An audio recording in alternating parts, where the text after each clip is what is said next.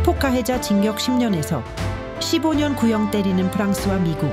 그런데 한국은 국회 도서관에서 발간한 월드 앤 로에 따르면 학폭 가해자에게 미국 일부 주에서는 최고 15년의 징역을, 프랑스에서는 최고 10년의 징역을 선고했다고 한다. 미국 미시간주는 형법에 따라 학폭으로 사망사건이 발생할 경우 가해자에게 15년 이하의 징역 또는 1만 달러 이하의 벌금을 부과한다.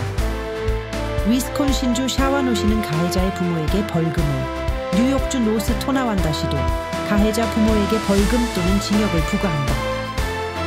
캘리포니아주는 각종 메시지 또는 영상 제작, 전송, 성적 사이버 폭력 등을 학폭으로 정의하는 것으로 알려졌다.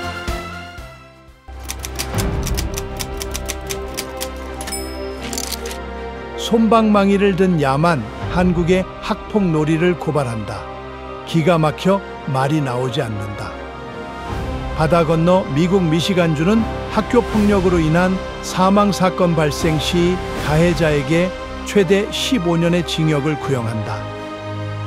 프랑스는 피해자가 극단적 선택을 시도하면 최대 10년의 징역형을 선고할 수 있도록 형법에 학내 괴롭힘 죄를 신설하며 학교 폭력을 명백한 중범죄로 규정하고 엄벌하고 있다.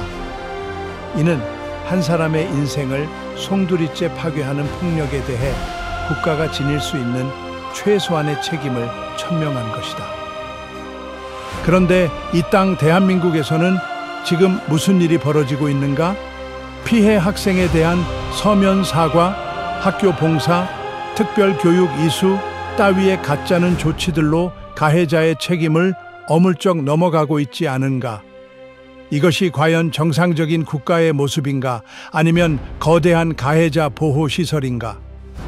폭력은 그 어떤 이유로도, 어리다는 면죄부로도 정당화될 수 없는 명백한 범죄다.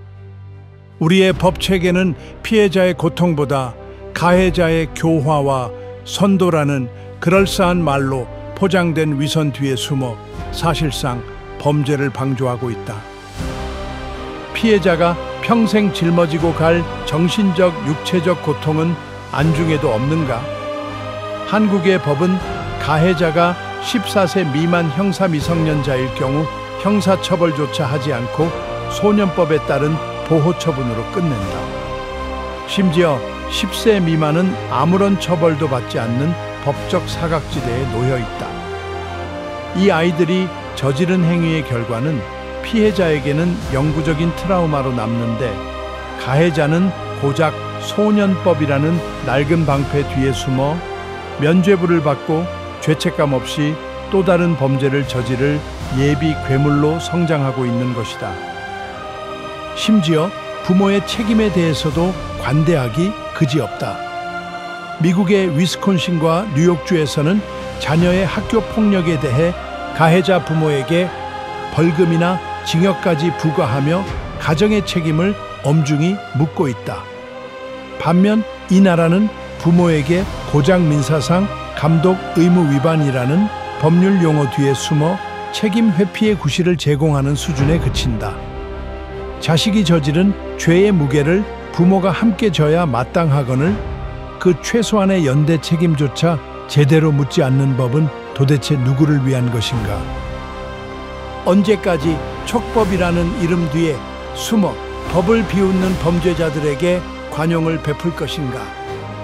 지금의 미온적인 대처는 결국 더 큰 사회적 비용으로 돌아와 우리 사회 전체의 안전망을 갉아먹을 것이다.